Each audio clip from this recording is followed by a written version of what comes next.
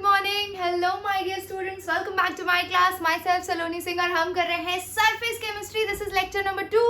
आई hope आपने lecture number 1 पूरा देखा है। So let's see comment section में कौन कौन है। We have Tanu, Romil, Krisha, Anurag, Sanjan, JMR, Shabana, Ishan, Shubh, Ekta, Ankit. How are you all? Good morning, good morning. Monali, hello dear. Komal, Zishan, hello all of you. I hope you all are doing great. You all are fine. और chemistry बहुत ही शिद्दत से पढ़ रहे हो और आप सभी का टारगेट है कि भाई इस बार के बोर्ड एग्जाम्स में क्योंकि हमने स्पेशली मैम से पढ़ाई की है तो हमारे 95 प्लस आने ही चाहिए. This should be your target. Yes, I am great. As you can see, I am looking more fresh and happy, just like you people. बच्चे खुश तो टीचर भी खुश है ना. यश जयसवाल, ओके. तो भाई एक काम करते हैं, आज से ना हमारी क्लास में एक नया रिचुअल होगा. Every day before beginning the class we will write our target wherever it is. 95 plus पहले अपना टारगेट, जहाँ पे भी पढ़ना स्टार्ट कर रहे हो पहले अपना टारगेट लिखो, क्योंकि जब टारगेट लिख लोगे तो तुम्हें एहसास हो जाएगा कि तुम्हें कितनी पढ़ाई करनी है. Correct? Yes, 95 plus should be your target. Very good. तनु, शबाना, श्रुति, ये होती है स्पिरिट. जीशान, यश, क्या बात है. तो भाई ये स्पिरिट के साथ हम अपना आज का सेशन स्टार्ट करेंगे. ये देखो, Ishaan Dhiman 99 plus. Extra marks for good handwriting भी चाहिए क्या तुम्हें? Radhe Radhe Prashant, how are you? Anjali, Shruti, इससे क्लास में कंसंट्रेशन आ गया. क्या बात है. When you are reminded of your target, you get back to the thought, okay, ये हम किस लिए पढ़ रहे हैं. तो भाई 95 प्लस स्कोर करना है, क्योंकि कुछ भी कहो एट दी एंड अभी आप उस एजुकेशन सिस्टम से बाहर नहीं आए हो, आपको खुद को प्रूव मार्क्स से ही करना है. Hello Raman Garg, how are you dear? I think is it your first class? Raman Garg, actually पता नहीं क्यों मुझे डीपी किसी और की लग रही है. It seems like Manthan sir की है. I don't know. Yes, Vaishali Dhiman, hello dear, how are you? Prashant, Meena, Romil, ma'am let's start with full energy. Yes my dear students, previous class में हमने क्या क्या किया था. Let's recall everything and we will move towards the new section of today's chapter. Majorly आज हमें discuss करना है physical adsorption and chemical adsorption, और साथ ही साथ हमें डिस्कस करना है फ्रेंड्यूलिच एड्जॉर्प्शन आइसोथर्म, जिसपे से क्वेश्चन बनने के चांसेस होते हैं nearly 70%. Okay, so mechanism of adsorption previous session में किया था. तो कोई मुझे बताएगा कि हमने कौन से 3 पैरामीटर्स पढ़े थे? पहला फर्स्ट पैरामीटर बताइए, जल्दी करिए कमेंट सेक्शन में. आप सभी की डीपी दिखती है, आप लोगों ने जो भी रखा है सब कुछ दिखता है यहाँ पे. Very good. So we have seen enthalpy, we have seen delta G, we have seen delta S, यानी एंट्रोपी, एंथैल्पी एंड गिव्स free energy. Yes, very good. अब मुझे बताइए कि किसी भी एड्जॉर्प्शन प्रोसेस के लिए एंथैल्पी की वैल्यू पॉजिटिव होती है या नेगेटिव होती है? Aniruddh, let me know the answer quickly. Negative होती है. Very good. Shruti, Monali, Ekta, Komal, Ishan, Romil, Krisha, Anjali, Shabana. Very good. Okay, my second question is, degree of randomness decreases or increases during adsorption? Degree of randomness increases or decreases during adsorption? Very good. Decreases is the correct answer. क्या बात है, बहुत ही बढ़िया. खुशी मिलती है भाई, पढ़ाओ और तुम आंसर करो तो. और तीसरा क्वेश्चन है, अगर मुझे प्रोसेस स्पॉन्टेनियस चाहिए तो मेरी डेल्टा जी की वैल्यू कैसी होनी चाहिए? पॉजिटिव या नेगेटिव? नेगेटिव होनी चाहिए. बहुत ही बढ़िया. ये इकलौती ऐसी जगह है जहाँ पे आपको हर चीज नेगेटिव चाहिए, तभी चीजें पॉजिटिव वे में होंगी.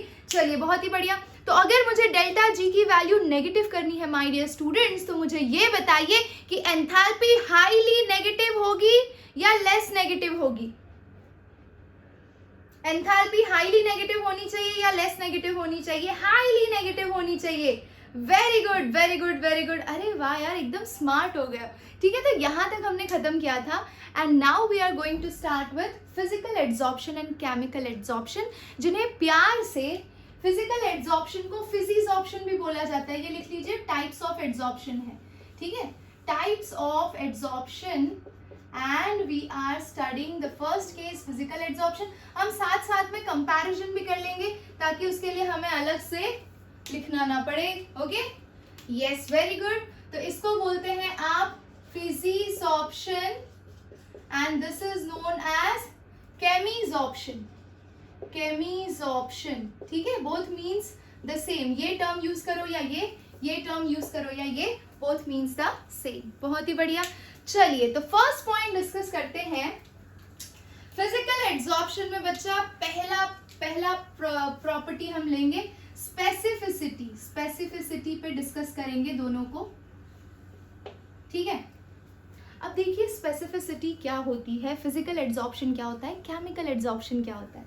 यहां पर देखिएगा एग्जांपल, ये वाला आपका एड्सॉर्बेंट है, ठीक है। इस पे किसी भी एड्सॉर्बेट को अगर आप एड्सॉर्ब करते हो और अगर वो किसकी वजह से एड्सॉर्ब हुआ है, due to any weak van der Waals force of attraction, van der Waals force of attraction. तो भैया van der Waals force of attraction तो हर दूसरे मॉलिक्यूल में एग्जिस्ट करता है। कोई भी दो मॉलिक्यूल हो, एटमॉस्फेयर में भी O2 और N2 है, O2 और H2 है, तो उन दोनों के बीच में भी एक weak van der Waals force of interaction होगा। तो यहाँ पर भी अगर एक weak van der Waals force of interaction develop हो रहा है तो हम इसे कहेंगे फिजिसॉर्प्शन। क्या समझे? Due to the presence of weak van der Waals force of attraction, the kind of attraction is known as physisorption, physical adsorption. This kind of force of attraction is quite common in every second molecule. पहला molecule और हर दूसरे molecule के बीच में इस तरह का interaction होता है। बहुत ही बढ़िया। अब आ जाइए केमिकल एड्सॉर्प्शन क्या होता है बच्चा। Again you have this adsorbent surface, ठीक है, और ये आपका एड्सॉर्बेट है, लेकिन this time adsorbate is forming a chemical bond with the adsorbent। यहाँ पे क्या हो रहा है, एक केमिकल बॉन्ड फॉर्मेशन हो रहा है। और मुझे ये बताइए कि कहीं पे अगर weak van der Waals force of interaction है और कहीं पे एक स्ट्रॉन्ग केमिकल बॉन्ड फॉर्मेशन है, तो बॉन्ड कहाँ पे ज्यादा टिकेगा और ज्यादा स्ट्रांगली रहेगा, केमिसॉर्प्शन में या फिजिसॉर्प्शन में? वेरी गुड, सेकेंड वाले में। क्यों? क्योंकि यहाँ पे आपका केमिकल बॉन्ड फॉर्मेशन हुआ है, करेक्ट। बहुत ही बढ़िया।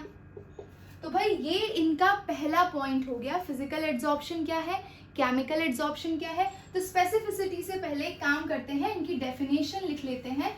फिजिकल एड्सॉर्प्शन में लिखिए, फिजिकल एड्सॉर्प्शन में लिख लीजिए बच्चा, attractive forces between adsorbent and adsorbate, and this attractive forces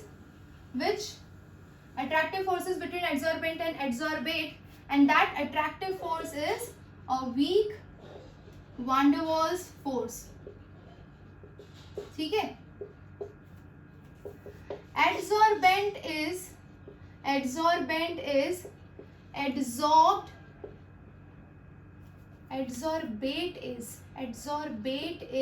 adsorbed on adsorbent by means of chemical bond formation,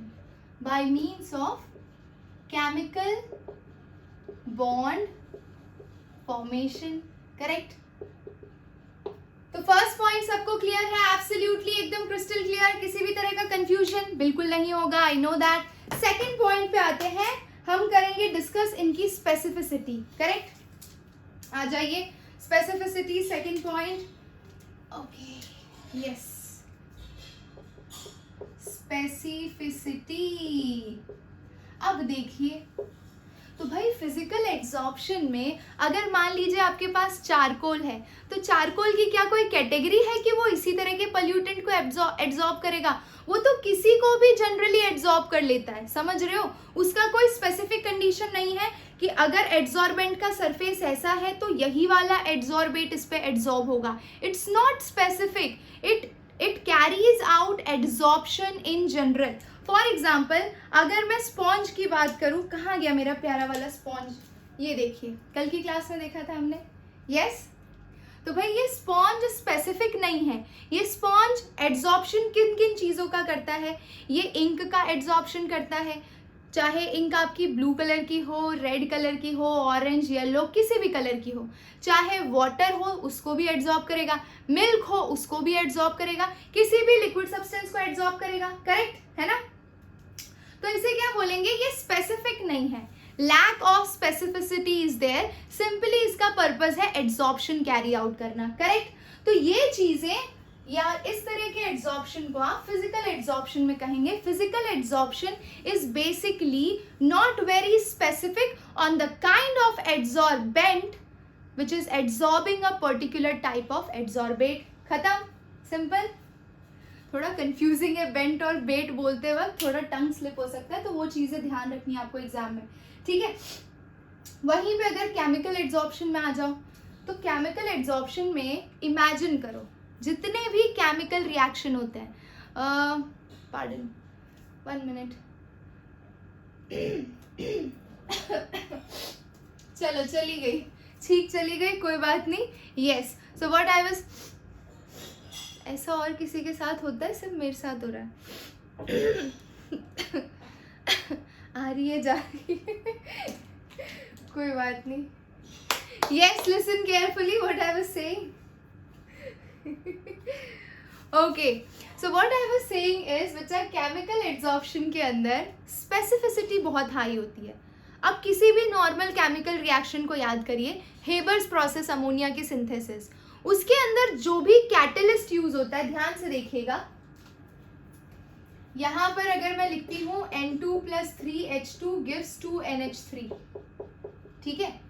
और ये हेबर्स प्रोसेस अगर मैं आयन की प्रेजेंस में, आयन और मोलिब्डेनम की प्रेजेंस में कैरी आउट कर रही हूँ, तो इसमें मोलिब्डेनम एक प्रमोटर है और एक एंजाइम है या फिर एक कैटलिस्ट है। कैटलिस्ट वो होता है जो रिएक्शन को फास्ट करता है। कैटलिस्ट रिएक्शन को फास्ट कैसे करता है, तो ये जो मेटल सरफेस होती है वो N2 और H2 को सरफेस पर एब्जॉर्ब होने का मौका देती है। देख रहे हो, ये आपका कैटलिस्ट है, शांति से समझना। Very good Ekta. Basically catalyst क्या करता है, it provides a surface on which the reaction takes place, यानी N2 और H2 पहले दोनों इसकी सरफेस पर एब्जॉर्ब होंगे, दोनों एक दूसरे से इंटरैक्ट करेंगे, प्रोडक्ट बनाएंगे और फिर से इसमें से बाहर निकल जाएंगे। यानी पहले एब्जॉर्प्शन होता है कैटलिस्ट के सरफेस पे और फिर डीजॉर्प्शन होता है, समझ गए। एब्जॉर्प्शन होगा कैटलिस्ट के सरफेस पे, फिर डीजॉर्प्शन होगा। Very good. Hello Nishan, how are you? Great. By providing surface for reaction, very good very good very good. Okay, तो भाई केमिकल एब्जॉर्प्शन में हमें ये समझ में आ गया कि भाई ये रिएक्शन स्पेसिफिक है। मोलिब्डेनम और आयन के ऊपर आप एक पर्टिकुलर टाइप का एलिमेंट ही एब्जॉर्ब कर सकते हो, हर एलिमेंट को उस पर एब्जॉर्ब नहीं कर सकते। एक पर्टिकुलर टाइप का कैटलिस्ट एक पर्टिकुलर रिएक्शन के लिए ही बना होता है, यानी chemical absorption is highly highly highly specific. Correct, समझ में आ गया सबको? Very good. तो स्पेसिफिसिटी में क्या करोगे, यहां पे लिख दो lack of specificity, lack of specificity, और यहां पर लिख दो हाईली स्पेसिफिक, है ना। इस पॉइंट में लिख दो it is highly specific, highly specific about the kind of adsorbent या adsorbate getting adsorbed on a particular adsorbent. Correct, simple. Second point भी कंप्लीट हो गया ईशान? Yes, okay. चलिए अब आ जाते हैं इनकी एक्टिवेशन एनर्जी पे माय डियर स्टूडेंट्स। तो एक्टिवेशन एनर्जी के बारे में बात करते हैं। अरे भाई, फिजिकल एब्जॉर्प्शन में weak van der Waals force of interaction है, तो मुझे बताओ एक्टिवेशन एनर्जी हाई होगी या लो होगी? समझो जरा, खुद ही कॉन्सेप्ट को यूज करो। लो होगी ना, एकदम वीक सा बॉन्ड फॉर्म करना है हर मॉलिक्यूल, उसको इजीली उस एनर्जी बैरियर को या एनर्जी गैप को क्रॉस करके आसानी से फिजिकल एड्जॉर्प्शन दिखा सकता है। तो सीधी सी बात है, एक्टिवेशन एनर्जी फिजिकल एड्जॉर्प्शन के लिए लो होगी, लेकिन केमिकल एड्जॉर्प्शन में केमिकल बॉन्ड फॉर्मेशन करना है। केमिकल बॉन्ड फॉर्म करने के लिए हमेशा एक पर्टिकुलर एनर्जी बैरियर या गैप को रिएक्टेंट मॉलिक्यूल को क्रॉस करना होता है। अब जिसने भी मेरे केमिकल काइनेटिक्स का वो सेक्शन पढ़ा होगा जो अब डिलीट हो गया है, जो कि लास्ट वीडियो था अर्हेनियस इक्वेशन वाला, उसमें मैंने कॉन्सेप्ट बहुत अच्छे से समझाया है, ठीक है। So activation energy in this case will be high, और in this case it will be low. Low activation energy is required, और यहाँ पे high activation energy is required. बहुत ही बढ़िया, नेक्स्ट पे आ जाए। हेलो सोनू, बच्चा थोड़े से लेट हो, आज ही देखा है, क्या बात है कोमल, बहुत ही बढ़िया। चलिए अभी नेक्स्ट पे आ जाते हैं बच्चा। तो भाई रिवर्सिबिलिटी की बात करते हैं, रिवर्सिबिलिटी है ना। मुझे बताइए आपको क्या लगता है कौन सी प्रोसेस रिवर्सिबल होगी? अब आप आंसर खुद ही दे दोगे, कुछ याद रखने की जरूरत नहीं है, एक बार कॉन्सेप्ट का पिक्चर क्लियर हो जाता है ना, you can do it on your own.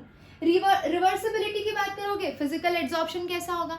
Reversible process होगा, एड्जॉर्ब्ड सब्सटेंस को डिजॉर्ब कर सकते हो। फॉर एग्जाम्पल ये आपका स्पॉन्ज है, इस पे आपने पानी एड्जॉर्ब किया, पानी को डिजॉर्ब कैसे करोगे? तो इसे वापस धूप में रख दो तो पानी सारा उड़ जाएगा, डिजॉर्प्शन हो गया, एड्जॉर्प्शन एंड डिजॉर्प्शन, समझ रहे हो। अगर ये ब्लैक इंक मुझे रिमूव करनी है तो मुझे इसे डिटर्जेंट के साथ वॉश करके मैं इसका इजीली डिजॉर्प्शन कर सकती हूँ, करेक्ट। आसान था, किसी को कोई डाउट नहीं होगा?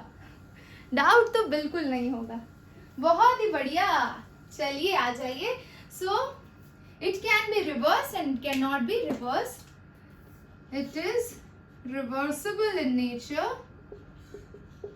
and this one is irreversible in nature।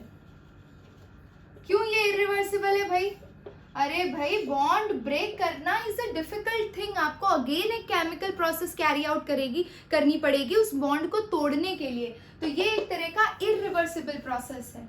Ma'am मुझे चैप्टर अमाइंस में डाउट है, I will ask. Okay sure Romil, no problem no problem. चलिए यस मोनाली बोलिए, जल्दी बोलिए, जल्दी जल्दी जल्दी, I can hear you. Activation energy वाला, एक्टिवेशन एनर्जी यानी बच्चा किसी भी रिएक्टेंट को प्रोडक्ट में कन्वर्ट होने के लिए एक मिनिमम एनर्जी गैप या बैरियर को क्रॉस करना होता है, ठीक है। तो फिजिकल एड्जॉर्प्शन में ऐसा कोई केमिकल बॉन्ड तो बन ही नहीं रहा है कि एनर्जी बैरियर होगा, तो यहाँ पे आपकी एक्टिवेशन एनर्जी लो है। लेकिन क्योंकि यहाँ पे आप एक बॉन्ड फॉर्मेशन कर रहे हैं, बॉन्ड फॉर्मेशन के लिए सारे रिएक्टेंट कभी भी प्रोडक्ट में कन्वर्ट नहीं होते, उतने ही रिएक्टेंट प्रोडक्ट में कन्वर्ट होते हैं जो पहले तो एक दूसरे से कोलॉइड होते हैं, कोलॉइड होने के बाद वो एक एनर्जी बैरियर को क्रॉस करते हैं। मान लो इतना एनर्जी बैरियर है, रिएक्टेंट अभी यहाँ पर है, रिएक्टेंट मॉलिक्यूल की एनर्जी जब तक यहाँ तक नहीं पहुंच जाती वो कभी भी प्रोडक्ट में कन्वर्ट नहीं हो पाएगा। That we have studied in Arrhenius equation during 4th chapter chemical kinetics. Okay okay, specificity, ओ तेरी देखो स्पेसिफिसिटी में तुम्हें बताती हूँ, बहुत ही बढ़िया एग्जाम्पल। तुम्हारे स्कूल के जो गेम्स या स्पोर्ट्स टीचर है वो क्या स्पेसिफिकली एक पर्टिकुलर क्लास को स्पोर्ट्स सिखाते हैं या पूरी स्कूल में जितने भी बच्चे हैं उनको स्पोर्ट्स सिखाते हैं? यस कौन, किसने पूछा था? अनुज बताएंगे। सबको सिखाते हैं ना, सबको सिखाते हैं, यानी वो एक पर्टिकुलर क्लास के लिए स्पेसिफिक नहीं है, वो हर किसी को सिखा सकते हैं। वैसे ही फिजिकल एड्जॉर्प्शन में कोई भी किसी को भी एड्जॉर्ब कर रहा है, कोई स्पेसिफिसिटी नहीं है कि ये वाला है तो इसी को एड्जॉर्ब करेगा, समझ गए। लेकिन अगर केमिस्ट्री की टीचर है तो सीधी सी बात है, एक पर्टिकुलर क्लास में ही पढ़ाएगी, 11th एंड 12th साइंस खत्म।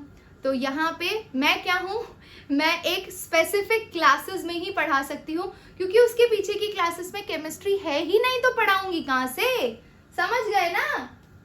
हाँ ये बात, तो वो केमिज़ॉर्प्शन हो गया। बहुत ही बढ़िया। यस, हर रिएक्शन की एक्टिवेशन एनर्जी अलग अलग होती है, ठीक है। और यूजुअली नया केमिकल बॉन्ड फॉर्मेशन हो रहा है, तो इसमें भी हर रिएक्शन की अलग अलग होगी, बट यूजुअली हाई होगी। जनरल स्टेटमेंट दिया है। आप केमीज ऑप्शन हो। Yes, I am very very specific to the kind of students I am teaching. I am teaching only Vidyakul batch. Imagine, Dabangg batch ही पढ़ाते हैं, बाकी तो नॉर्मल बच्चों को नहीं पढ़ाते। ओके, चलिए एक और पॉइंट। कितने लेयर का एड्सॉर्प्शन होता है बच्चा? नेक्स्ट क्वेश्चन है हमारे दिमाग में कि कितने लेयर का एड्सॉर्प्शन होता है। तो भाई अगर मैं फिजिकल एड्सॉर्प्शन में बात करूं तो multi molecular layer adsorption takes place. Multi molecular layer adsorption. अब इसका क्या मतलब है? तो मैंने ये फिजिक्स ऑप्शन का एग्जांपल दिया था। ये देखो, ये एड्सॉर्ब हुआ, ये एड्सॉर्ब हुआ, ये एड्सॉर्ब हुआ, पहली लेयर फॉर्म की एड्सॉर्प्शन करके, ठीक है। तो भी पेट नहीं भरा तो दूसरी लेयर भी फॉर्म हो गई, तीसरी लेयर भी एड्सॉर्प्शन की फॉर्म हो गई। यानी ये चीज सिर्फ फिजिकल एड्सॉर्प्शन में पॉसिबल है कि आप मल्टी लेयर एड्सॉर्प्शन करो। देख रहे हो, इसी डस्टर को बिना धोए मैंने कितनी बार यूज कर लिया है, कितनी बार इस पर एड्सॉर्प्शन हुआ है। पहली बार बोर्ड क्लीन किया तो पहला लेयर ऑफ एड्सॉर्प्शन, दूसरी बार किया तो दूसरा लेयर ऑफ एड्सॉर्प्शन, तीसरी बार किया तो तीसरा लेयर ऑफ एड्सॉर्प्शन। यानी कि फिजिकल एड्सॉर्प्शन में मल्टी लेयर एड्सॉर्प्शन पॉसिबल है। किसी को कोई डाउट? नहीं होगा, ऑफ कोर्स नहीं होगा। बहुत ही बढ़िया। लेकिन केमिकल एड्सॉर्प्शन में सोचो, उसे तो केमिकल बॉन्ड बनाना है ना। अब केमिकल बॉन्ड बनाना है तो सरफेस एरिया कांटेक्ट में होना चाहिए। जितना सरफेस एरिया कांटेक्ट में होगा वहां बॉन्ड फॉर्म हो जाएगा। तो पहला लेयर तो बन गया। अब लेयर इस वाले लेयर ने इसके साथ अगर बॉन्ड फॉर्म कर लिया तो दूसरा लेयर किसके साथ कंबाइन होगा? किसके साथ कंबाइन होगा? राशि के साथ या गोपी के साथ?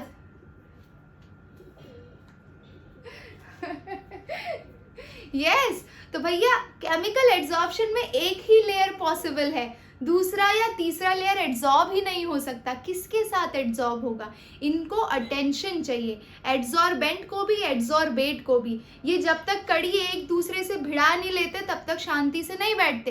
तो दूसरा लेयर आएगा ही कहाँ से जब सारी कड़ियां भिड़ी हुई है? समझ रहे हो? कोई डाउट नहीं है ना? Thank you Sonu Kumar, thank you so much. चलिए, तो भाई नियरली हमने कितने पॉइंट्स इसका ले लो, इसका यूनी लेयर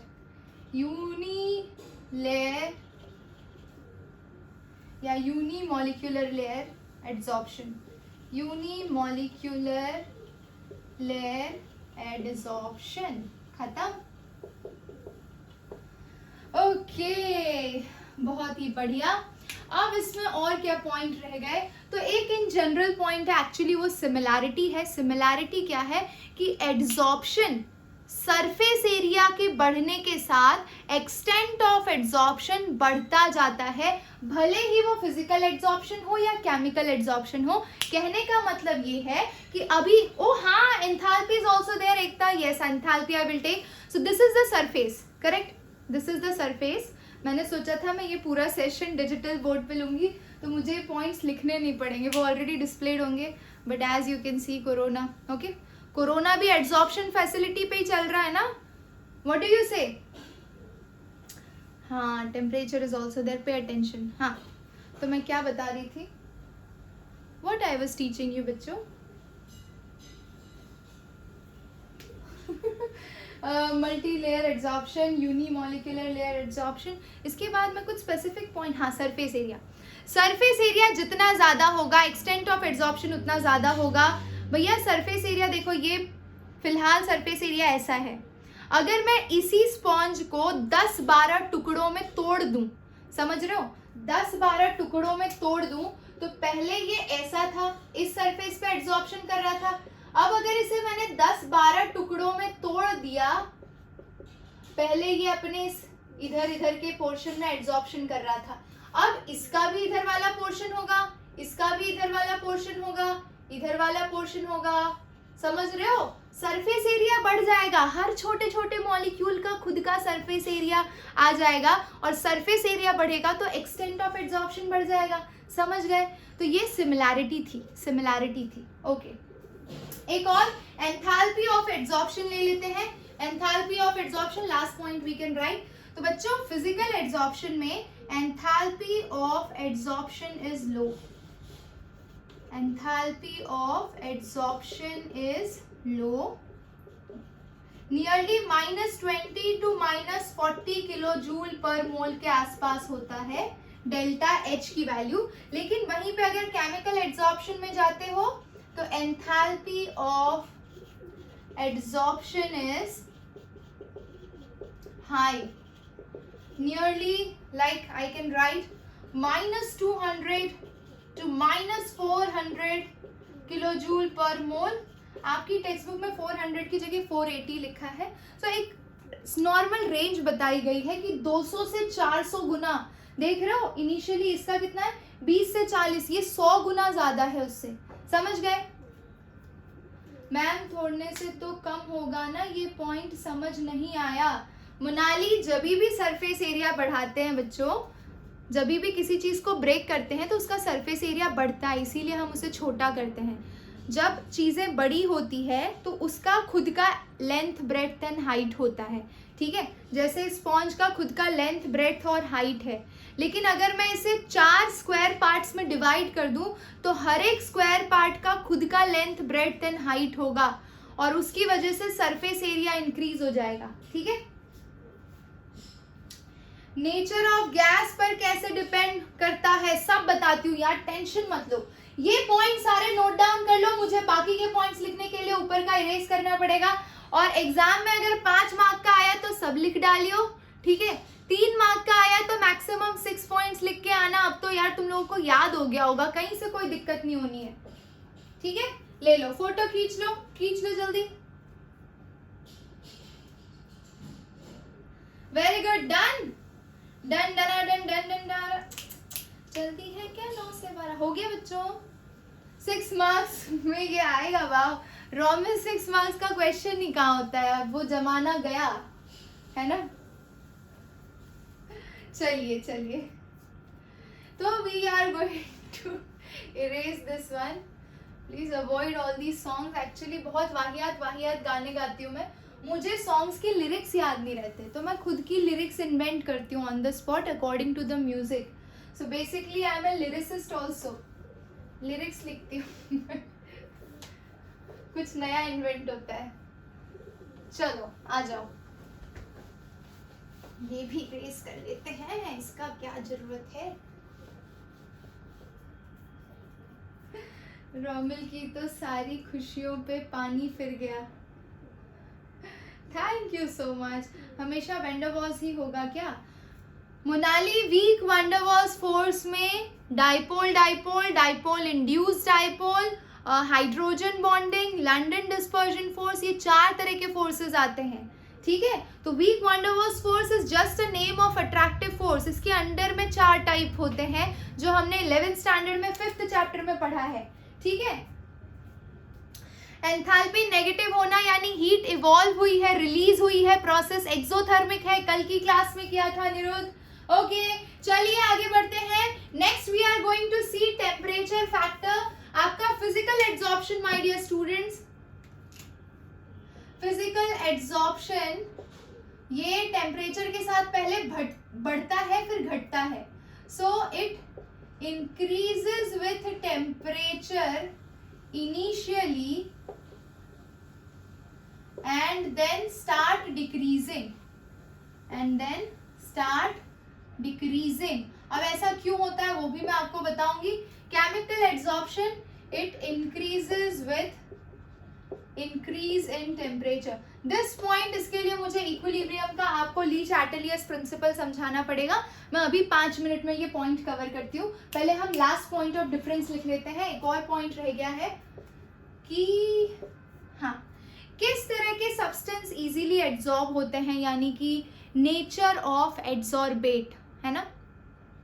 तो नेचर ऑफ एड्सॉर्बेट कैसे कैसे हो सकते हैं? कई सारे सब्सटेंस ऐसे होते हैं जो इजीली लिक्विफिएबल होते हैं। There are so many gases which can be easily liquefied. कौन से गैसेस को इजीली लिक्विफाई कर पाते हो? Gases which can be easily liquefied. ठीक है, हम उन्हीं गैसेस को इजीली लिक्विफाई कर पाते हैं those who have high critical temperature. अब ये मत पूछियो कि क्रिटिकल टेम्परेचर क्या होता है.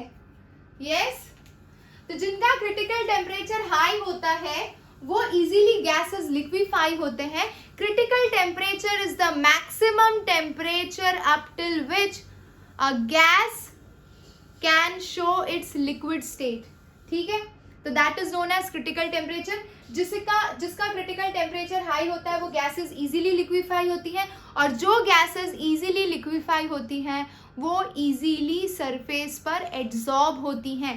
तो आपका पॉइंट सिर्फ आपको यही याद रखना है, easily liquefiable gases are easily adsorb. खत्म. और कोई पॉइंट रह गया है? और किसी को कोई पॉइंट याद आ रहा है? मेरे हिसाब से आई गेस मैंने सारे पॉइंट्स कवर कर लिए हैं.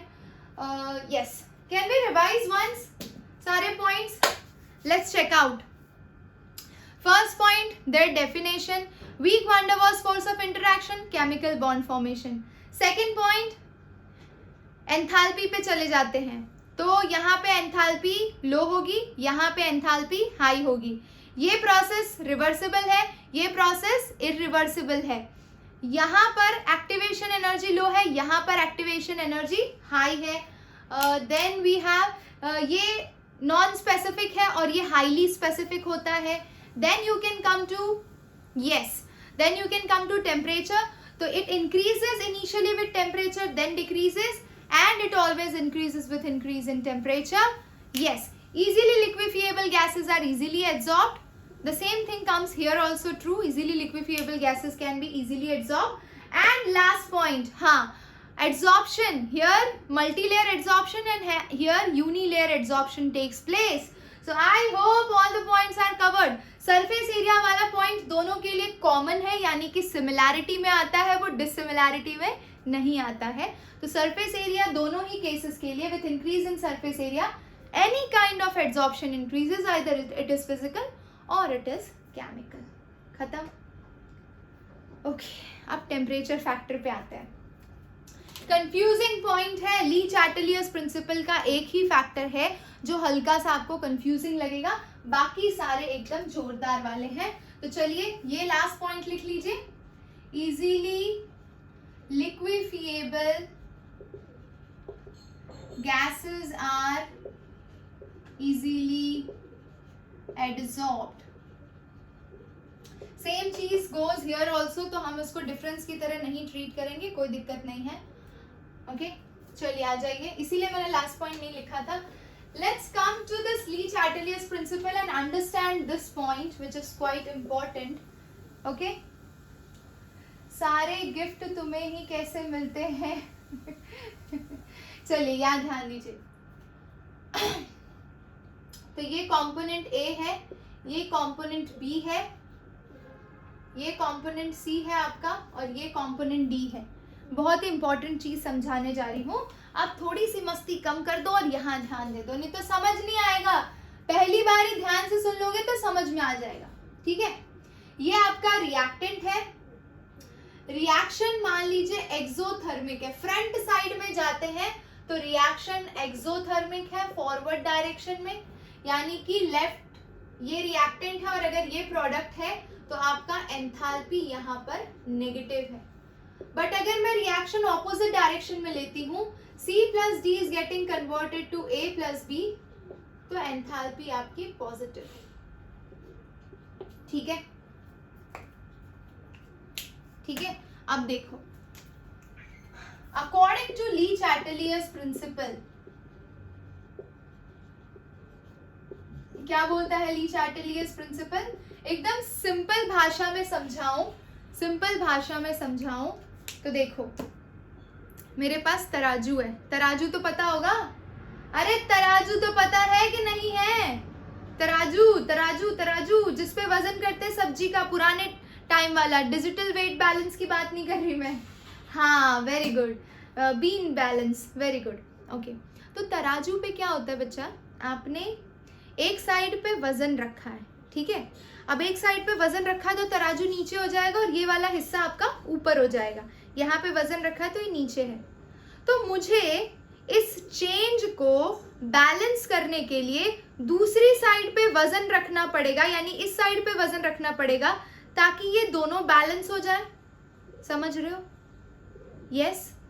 तो what does Le Chatelier's principle state कि कोई भी चेंज अगर आप किसी रिएक्शन में अप्लाई करते हो और उस चेंज की वजह से रिएक्शन में कोई चेंज आता है, तो इस चेंज के इफेक्ट को बैलेंस करने के लिए या नलीफाई करने के लिए दूसरी साइड भी कोई चेंज होगा so that it get balance. ठीक है, तो ये तराजू वाला फैक्टर होगा। समझो, अब इस चीज को ध्यान से यहां पर समझना। ठीक है, मेरे पास A है, B है, ये रिएक्टेंट है।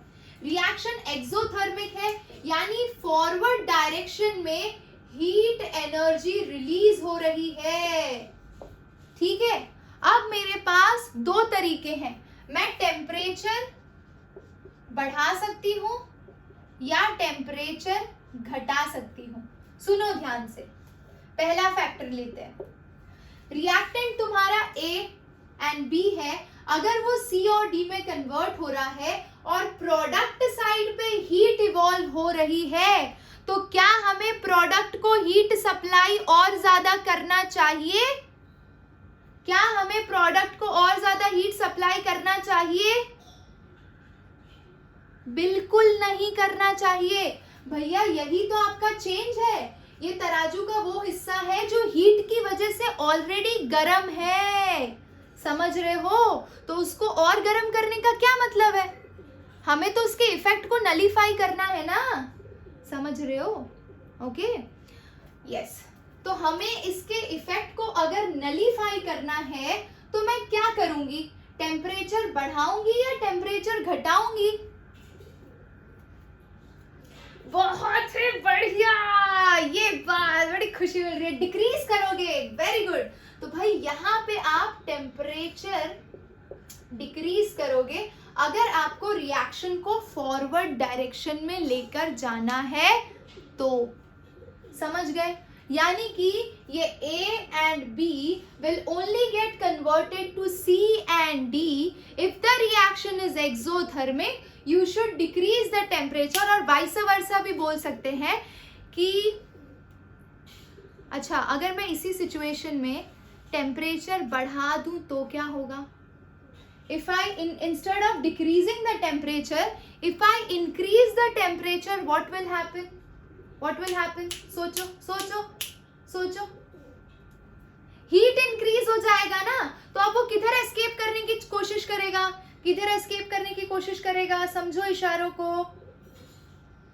अगर हीट एक्सेस में हो जाएगा प्रोडक्ट साइड पे, तो ये रिएक्टेंट में कन्वर्ट होने लगेगा। समझ रहे हो? रिएक्शन बैकवर्ड डायरेक्शन में होने लगेगी। ग्रेट, समझ रहे हो? तो इन शॉर्ट मैं एक ही स्टेटमेंट लिखना चाहूंगी कि अगर आपकी प्रोसेस एक्सोथर्मिक है और आपको रिएक्शन फॉरवर्ड डायरेक्शन में लेकर जानी है, तो आपको टेम्परेचर डिक्रीज करना चाहिए, और आपका रिएक्शन अगर एंडोथर्मिक है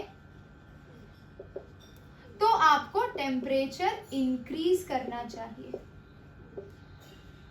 अगर एक्सोथर्मिक प्रोसेस में टेम्परेचर डिक्रीज करने की जगह आपने अगर इंक्रीज कर दिया तो वो रिएक्शन बैकवर्ड डायरेक्शन में जाएगी। नहीं समझे? किसी को कोई डाउट? वापस एक बार लास्ट टाइम एक बार वापस आपको ये चीज थोड़ी सी कंफ्यूजिंग है, और यही पॉइंट है जिसको समझने में थोड़ा सा ट्रिक है, बाकी तो सब इजी है, नो डाउट। बहुत ही बढ़िया, जिनको नहीं है तो बहुत ही बढ़िया है। मुझे बताइए, एड्सॉर्प्शन प्रोसेस एक्सोथर्मिक होती है या एंडोथर्मिक? जल्दी, waiting for your response. Exo, correct.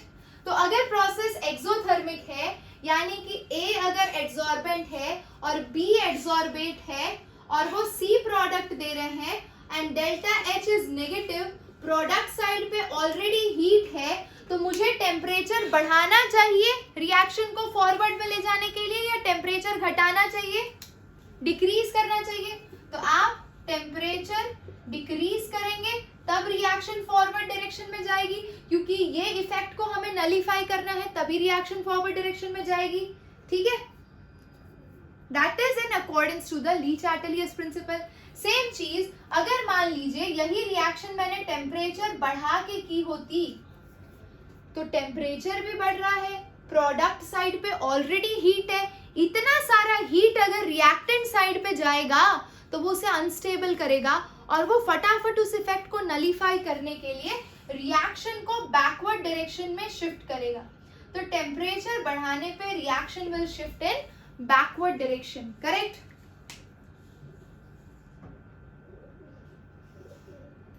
Great, बहुत ही जोरदार पॉइंट समझ गए हो। तो ये सारा जो कॉन्सेप्ट समझाया वो सिर्फ एक लाइन समझाने के लिए समझाई थी बच्चा, वो ये था कि initially it increases with increase in temperature and then start decreasing. तो फिजिकल एड्सॉर्प्शन में टेम्परेचर बढ़ाने पर घटने क्यों लगा फिजिकल एड्सॉर्प्शन? टेम्परेचर बढ़ाने पे फिजिकल एड्सॉर्प्शन घटने इसलिए लगा क्योंकि हीट ज्यादा, बहुत ही ज्यादा क्वांटिटी में प्रोडक्ट साइड पे एक्यूमुलेट होने लगी और उसी को नलीफाई करने के लिए वो बैकवर्ड डायरेक्शन में मूव हुआ। समझ गए? किसी को कोई डाउट? अरे वाह चलिए, बहुत ही बढ़िया है। मैंने तो सोचा था आपको समझने में वक्त लगेगा, लेकिन समझ गए तो बहुत ही बढ़िया है। मतलब मुझे अपनी स्किल्स पर नाज है, बहुत बढ़िया तरीके से समझाया मैंने। स्क्रीनशॉट ले लीजिए फटाक से। ये चीज केमिकल एड्सॉर्प्शन पे एप्लीकेबल नहीं है। केमिकल एड्सॉर्प्शन में केमिकल बॉन्ड फॉर्मेशन होता है, वहाँ पे चीज़ें बढ़ती है, तो केमिकल एड्सॉर्प्शन भी बढ़ता है, वो भी एक एक्सटेंट तक होता है, एक ही लेयर का एड्सॉर्प्शन करता है, इसीलिए इस केस में ये चीज़ चलती है। लेकिन फिजिकल एड्सॉर्प्शन में मल्टी लेयर एड्सॉर्प्शन होता है, इसीलिए यहाँ पर वो चीज़ नहीं चल पाती। ठीक है, चलो take the screenshot quickly and we will move to our next section, that is Freundlich adsorption isotherm.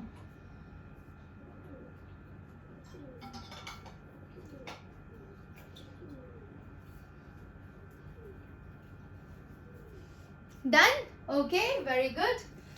तो अब तो मेरे को लग रहा है जिस हिसाब से तुम लोग पढ़ रहे हो, ऐसा ना हो कि तुम्हारे टीचर बोले कि भाई इन बच्चों के पता नहीं 100 में से 105 कहाँ से आ रहे हैं, ये तो कॉन्सेप्ट में कुछ एक्स्ट्रा लिख के जा रहे हैं, ऐसा तो कुछ समझाया ही नहीं है, और ये क्या क्या लिख के जा रहे हैं।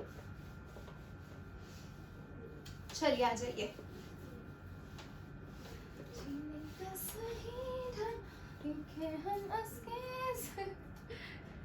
टीचर बोलेगा मैंने तो पढ़ाया ही नहीं और ये इतने नंबर कैसे ले आया। हाँ नहीं तो क्या। ठीक है, चलो। तो भाई फिजिकल एड्सॉर्प्शन और केमिकल एड्सॉर्प्शन पढ़ने के बाद जो 5 पॉइंट मुझे क्लियर हुए और आपको क्लियर हुए कि कोई भी तरह का एड्सॉर्प्शन हो वो किन किन चीज़ों पे डिपेंड करता है। सबसे पहला बच्चा simple 5 marks extra for hand writing. हाँ बोलना, सलोनी मैम की हैंड राइटिंग देख के हमारी भी सुधर गई है। नहीं मैंने तो देखा है, श्रुति की तो हैंड राइटिंग काफ़ी अच्छी है। ठीक है, तो ये देखो adsorption of Apsara dark pencil, thank you ma'am. Adsorption of gas on solid, gas on solid करेंगे हम और देखेंगे किन फैक्टर्स पे ये डिपेंड करता है। सबसे पहला सिंपल फैक्टर लिख लीजिए कि किस तरह का गैस है, nature of gas.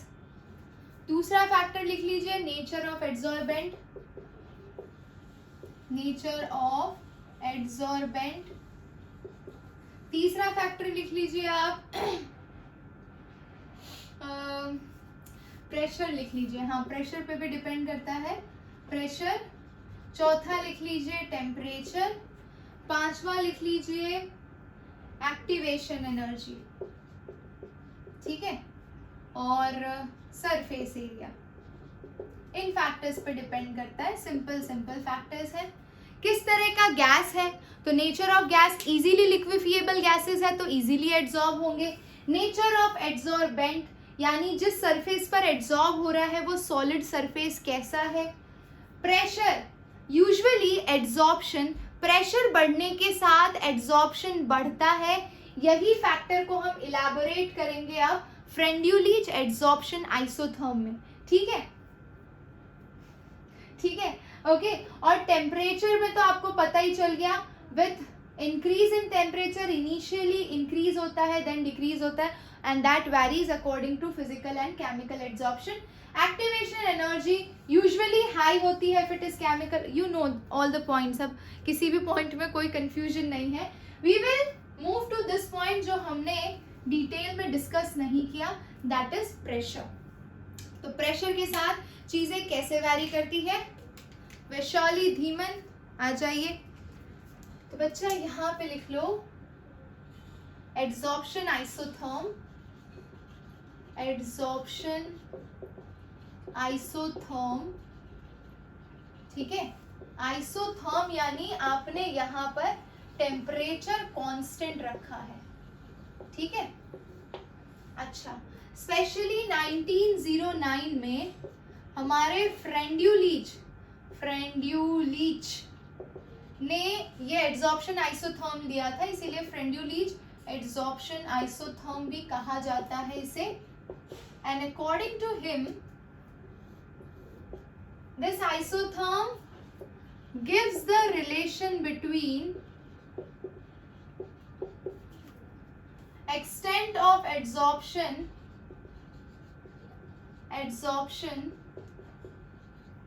with increasing temperature, with increasing pressure. Pressure के साथ एक्सटेंट ऑफ एड्सॉर्प्शन कैसे बदलता है ये चीज बताई है फ्रेंड्यूलिच ने।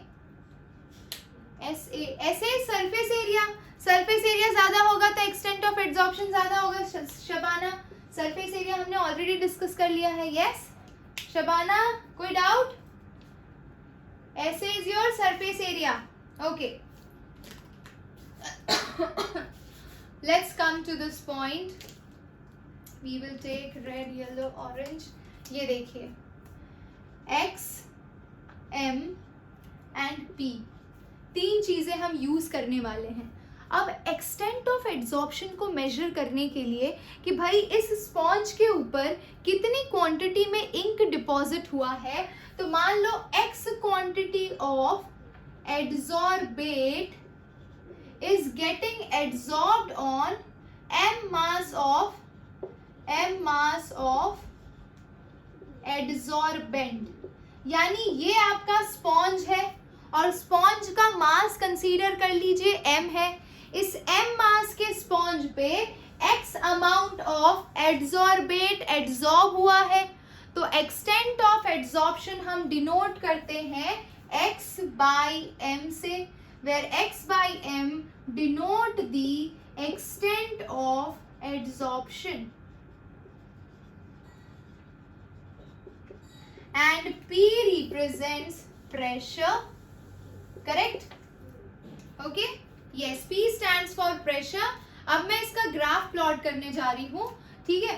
तो ये देखिए, ये हो गई आपकी स्ट्रेट लाइन, ये x एक्सिस और ये y एक्सिस।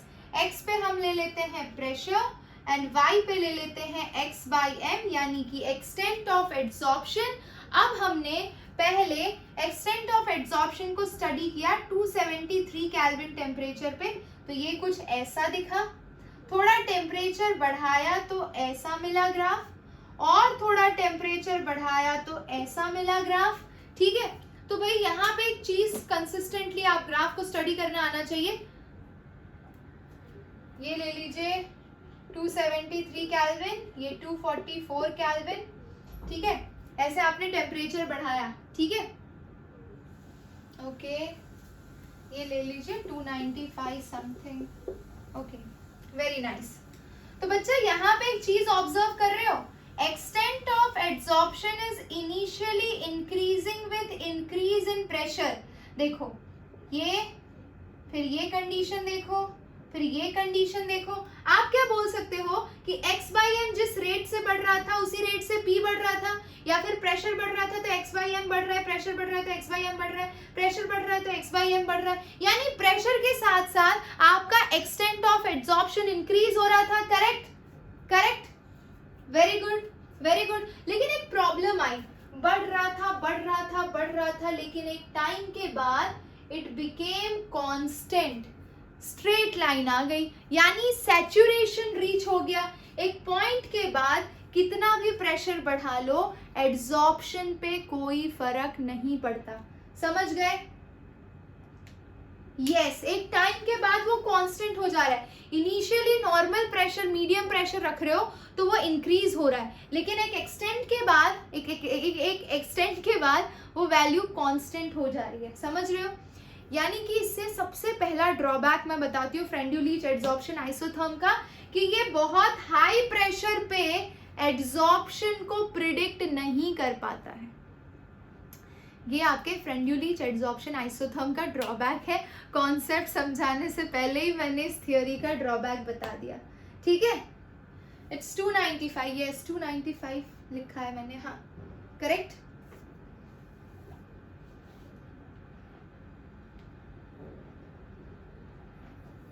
टू 295 ही होगा। टेम्परेचर बढ़ा रहे हो ना बच्चा? अच्छा, सॉरी सॉरी, ओके बच्चा, हाँ ये 195 होगा, डिक्रीज कर रही हूँ ना मैं। हाँ 273 है, फिर 244 है, फिर 195 है। करेक्ट, करेक्ट, करेक्ट, अब सही है, अब सही है श्रुति। सो दिस इज 195। हमें पता है कि टेम्परेचर बढ़ाने के बाद एक्सटेंट ऑफ एड्सॉर्प्शन भी कम होता जाता है, और प्रेशर बढ़ा रहे हो आप तो एक टाइम तक इंक्रीज हो रहा है और फिर कांस्टेंट हो जा रहा है। यहां तक किसी को कोई डाउट है? अब इसी ग्राफ को हम एलैबोरेट करेंगे x/m वर्सेस p को। ठीक है, चलो आ जाओ, ये हमारा लास्ट टॉपिक होगा आज का। So we will see this one. आ जाओ,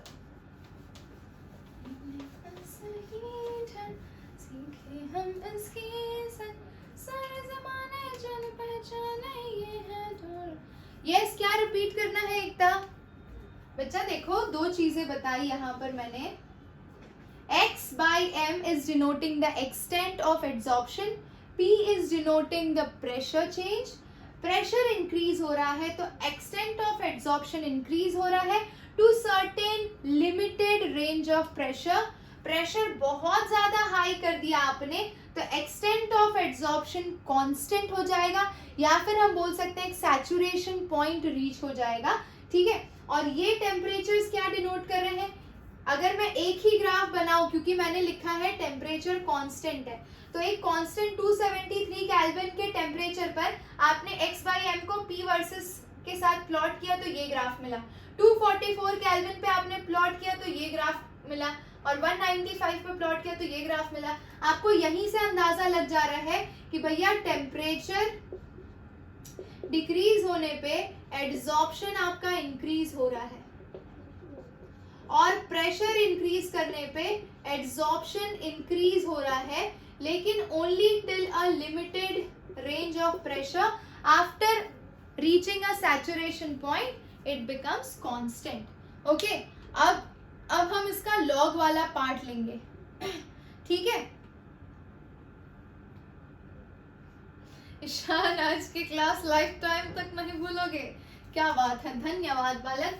अब देखिए, मैं इसी में 273 वाला सेशन शांति से लेती हूँ। ये लीजिए, ध्यान से देखिएगा। ये हो गया आपका प्रेशर, ये हो गया x/m। मैं सिर्फ एक ही ग्राफ लूंगी इसके अंदर। ये देखिए इस तरह से। ठीक है, अब it is found that x/m is directly proportional to p raised to 1/n। ये फ्रेंड्यूलिच ने रिलेशन दिया था कि extent of adsorption is directly proportional to pressure। Drawback हम वापस करेंगे, टेंशन मत लीजिए, पहले कॉन्सेप्ट खत्म तो करने दीजिए। x/m is directly proportional to pressure। Higher is the pressure, higher will be the extent of adsorption। लेकिन इसके साथ ये 1/n फैक्टर भी तो है, तो वो चीज़ क्या है वो भी समझनी पड़ेगी। तो 1/n बच्चा, ये n डिपेंड करता है नेचर ऑफ गैस पे, एक कांस्टेंट वैल्यू है जो हर तरह के एड्सॉर्बेंट और एड्सॉर्बेट के हिसाब से n की वैल्यू चेंज होती रहती है, ठीक है। अब देखो इसमें आपको ध्यान क्या रखना है, अगर आपकी x/m is directly proportional to p and यहाँ पे 1/n की वैल्यू 1 है, ध्यान से देखिएगा, अगर 1/n की वैल्यू 1 है तो आप इसे क्या लिख लेंगे, x/m will be equal to kp, ये पहला पॉइंट लिख लीजिए। अगर आपका 1/n की वैल्यू 1 है तो आप सीधे सीधे कह सकते हैं कि प्रेशर बढ़ने पे आपका एक्सटेंट ऑफ एड्सॉर्प्शन बढ़ेगा, और ये चीज ट्रू है इतने रेंज के लिए, यानी x/m is equal to kp, ठीक है। और यहाँ पे n की वैल्यू ली है हमने, 1/n की वैल्यू 1 ली है, ठीक है। यहाँ तक क्लियर है, ये वाला फैक्टर क्लियर हुआ आपको। अब मैं 1/n को चेंज करने वाली हूँ, ठीक है। 1/n को एक काम करते हैं, 0 ले लेते हैं। If I am taking, is it visible, yes, if I am taking x/m is directly proportional to p1/n, this is your second factor। अगर मैंने यहाँ पे 1/n इक्वल टू 0 ले लिया तो ये क्या हो जाएगा, x/m is equal to k p raise to 0, और p रेज टू 0 क्या होता है, p रेज टू 0 क्या होता है, p raise to 0 any factor raise to 0 is 1, very good. तो ये वैल्यू कितनी हो जाएगी भैया, आपकी 1 हो जाएगी, समझ रहे हो। यानी आप ये बोल सकते हो कि यहाँ पर extent of adsorption becomes independent of pressure, extent of adsorption becomes independent of pressure, correct. तो ये केस आपको कहाँ पे दिख रहा है, ये इस सिचुएशन में दिख रहा है ना, x/m is equal to k and here what you can say 1/n value is 0, simple. Second point में भी किसी को कोई डाउट नहीं है ना, ग्रेट।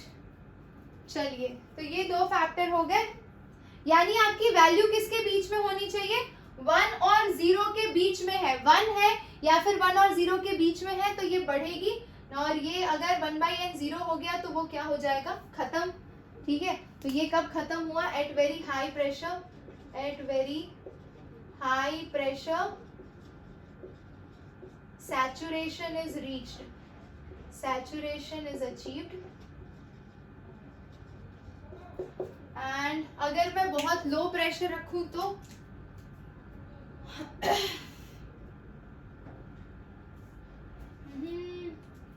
एक काम करिए, स्क्रीनशॉट लीजिए, पहले पूरा स्क्रीनशॉट ले लीजिए।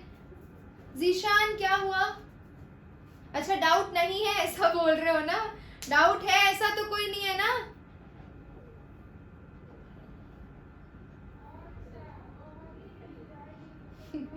Great great great.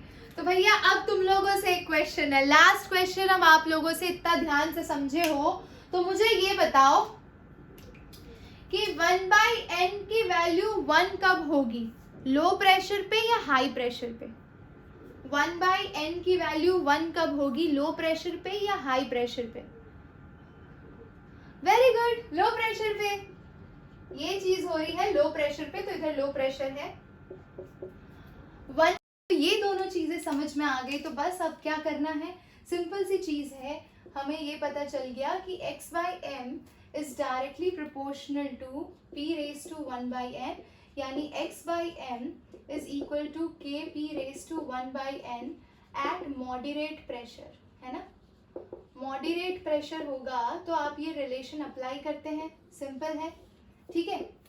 अब इसी इक्वेशन में मैं लोगोरिथम अटैच कर दूं, तो अगर मैं इसी इक्वेशन में लोगोरिथम अटैच कर दूं तो मेरी इक्वेशन क्या हो जाएगी, log x/m is equals to log k plus 1/n log p। अब इसी चीज को मैं ग्राफ पे प्लॉट कर देती हूँ, तो y is equals to mx plus c type का ग्राफ आ जाएगा, स्ट्रेट लाइन। ये देखिए, ये हो गई आपकी x एक्सिस, ये हो गया आपका y एक्सिस। अब इस पे प्लॉट कर दीजिए आसानी से। So we are going to plot log x by m on this side,